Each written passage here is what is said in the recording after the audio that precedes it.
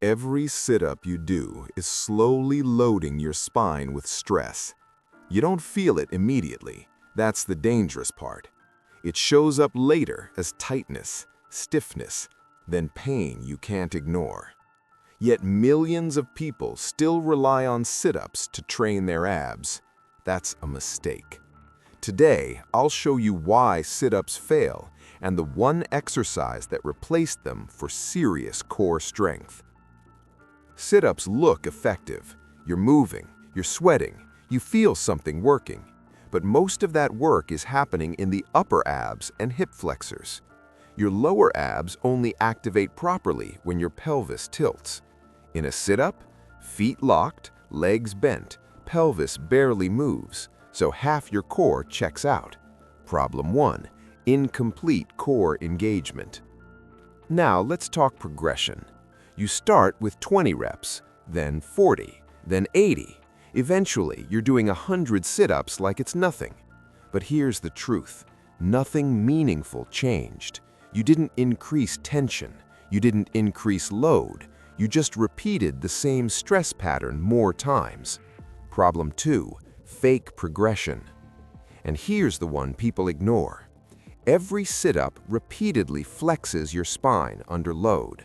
Once or twice, fine. Hundreds per week, that compression adds up quietly until your lower back starts reminding you. Problem 3. Long-term spinal strain. So what do you do instead? You train the core the way it was designed to work. This is the hollow body hold. One position, 3 massive advantages over sit-ups. First, it activates your entire core at once. Shoulder blades lift, upper abs engage. Pelvis tilts, lower abs fire. Arms and legs extend, total tension.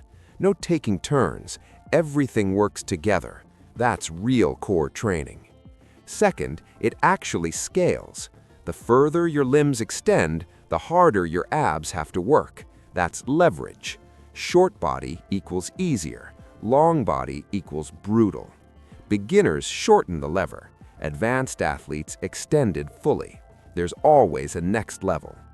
Third, and this matters most, you're not grinding your spine through repetition. You're teaching it to stay stable. A strong core doesn't create movement, it controls it. Try holding this position for 20 seconds. Most people realize something immediately. Their core isn't nearly as strong as they thought. All those sit-ups, and this feels harder. That's your wake-up call. Lie flat on your back. Press your lower back into the floor, no gap. Tilt your pelvis. Lift your shoulder blades slightly. Extend your legs to about 45 degrees, higher if needed. Breathe normally. If your lower back lifts, reset. Tension beats ego every time. Beginner, knees bent, feet off the ground. Hold 10 to 20 seconds. Intermediate, legs straight, arms forward or overhead. Advanced, lower the legs closer to the floor. Longer lever, more demand. Once you control 30 seconds, add movement, hollow rocks, side rolls. Now you're training strength and stability. Here's the uncomfortable truth. If sit-ups actually built a strong core, most people would already have one. They don't, because repetition isn't strength, control is. Train this 2 to 3 times per week. Track your hold time, progress deliberately. Sit-ups. Track your hold time, progress deliberately. Sit-ups aren't evil, they're just outdated. Train smarter.